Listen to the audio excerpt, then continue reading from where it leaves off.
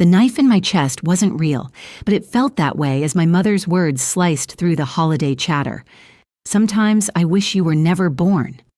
She delivered it casually over chocolate cake, fork suspended mid-air, eyes fixed on me. The dining room seemed to tilt sideways as everyone, except me, erupted in laughter.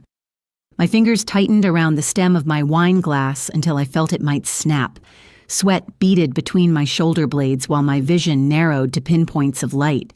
The candle flames, my mother's diamond earrings, the tears of mirth in my sister's eyes. I set my napkin down with surgical precision and spoke softly into their laughter. Well, Amanda, the feeling is mutual. The only difference? I actually have the power to make that wish come true. The room went silent. Silent in the way. Glass breaks. A crystalline moment suspended before the shatter. My name is Laura. I'm 32 and a high school English teacher. This is the story of how I erased myself from my family and forced them to see exactly what they'd lost. I was the middle child of 3 daughters in a household where invisibility was my inheritance. Jessica, the eldest at 35, had claimed the role of golden achiever. Law degree, partnership track, husband with connections. Amanda, the youngest at 29, was the cherished artist, temperamental, dramatic, perpetually finding herself while living in our parents' basement. And then there was me, wedged between their spotlights, existing in the negative space. The pattern had been established early. At 10, I won a district-wide writing competition. My mother glanced at the certificate before turning to Jessica's science project. "This might actually get her a scholarship," she murmured, as if I weren't standing there. When I performed my first solo in choir at 12, my father's only comment was a vague, "Nice hobby," while Amanda's rudimentary watercolors earned pride of place on the refrigerator gallery. By adulthood, my role had calcified. I was the mediator, the peacekeeper, the one who remembered everyone's birthdays while my own blurred together. Store-bought cake with my name misspelled one year, forgotten entirely the next. I was furniture in human form, necessary but unremarkable. That Thanksgiving dinner was supposed to be a celebration of Jessica's promotion to senior partner. My mother had polished the good china, prepared lasagna from scratch. My father glowed with anticipation before we even sat down. The meal unfolded with excruciating predictability. Jessica regaled us with courtroom victories and plans for a vacation home. Amanda scrolled through photos of abstract paintings while everyone leaned in with exaggerated interest. When my turn came, I mentioned a student who had just won a regional writing competition, a shy boy I'd spent months mentoring. "That's nice, honey," my mother said absently, already turning away. "Jess, tell us more about that case you won." The dismissal stung but wasn't surprising. I forced the familiar smile, the one I'd perfected through decades of such moments. Tight-lipped, eyes not quite participating. I became wallpaper again, watching my family's performance from the outside. After dinner, as my father raised yet another toast to Jessica, I found myself tracing the rim of my glass, half present, wondering why I still came to these gatherings. The weight of 32 years of erasure pressed against my ribs with each breath. When dessert arrived, my mother's chocolate cake, frosted to perfection, the reminiscing began. Jessica and Amanda launched into stories of childhood pranks, each one with me as the punchline. "Remember when we convinced Catherine she was adopted?" Jessica laughed. "She cried for 3 days," Amanda added, wiping tears of mirth. "Poor Catherine," my mother chuckled, "so gullible." My father's laugh was so robust, he nearly dropped his fork. I maintained my thin smiles while something inside me began to crystallize, not breaking, but hardening. Then came Amanda's coup de grace, leaning forward with wine-flushed cheeks. "Sometimes I wish you were never born." The laughter that followed confirmed what I'd always known but never admitted. I wasn't just overlooked, I was actively unwanted. Later that night, alone in my apartment, I replayed Amanda's words and the chorus of laughter that endorsed them. The truth revealed itself with merciless clarity. They would never see me. Not as a teacher, not as a daughter, not as a person worthy of basic dignity. The weight of this realization should have crushed me. Instead, it crystallized into something sharp-edged and powerful. I opened my laptop, fingers trembling, not with hurt, but with purpose. First, I checked my bank account, the modest savings I'd accumulated while my sisters received family loans for art supplies and law school. Next, I researched teaching positions in Seattle, Portland, Denver, cities far enough away to make casual visits impossible. By dawn, 5 applications were submitted. But disappearing wasn't enough. Not anymore. If they wished I'd never existed, they would feel the full impact of that wish. Not just my absence, but the collapse of the family structure I'd silently maintained. I created a document and titled it The Invisible Daughter. In it, I methodically listed every slight, every dismissal, every forgotten birthday, and minimized achievement.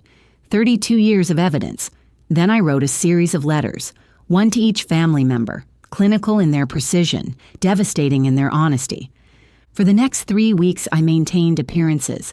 I showed up for Sunday dinners, nodded at appropriate moments, played my assigned role while secretly dismantling my life in preparation for vanishing. I sold furniture, donated clothes, packed essentials. When Seattle West High School offered me a position starting mid-semester, I accepted immediately. The day before my departure, I delivered the letters. Not in person, but timed to arrive simultaneously at their respective homes and workplaces. I used certified mail with delivery confirmation scheduled for the same hour, ensuring my words would reach them all at once. Each contained a piece of the family tapestry they'd never bothered to see. How Jessica's harmless competitiveness had crossed into cruelty. How Amanda's artistic sensitivity was actually selfish manipulation. How our parents had not just allowed, but encouraged this dynamic, feeding their egos through their favored daughters while sacrificing the third. My phone exploded with notifications as they received my words. I watched the screen light up from across the room, a silent fireworks display of too late concern. Jessica called 17 times in an hour.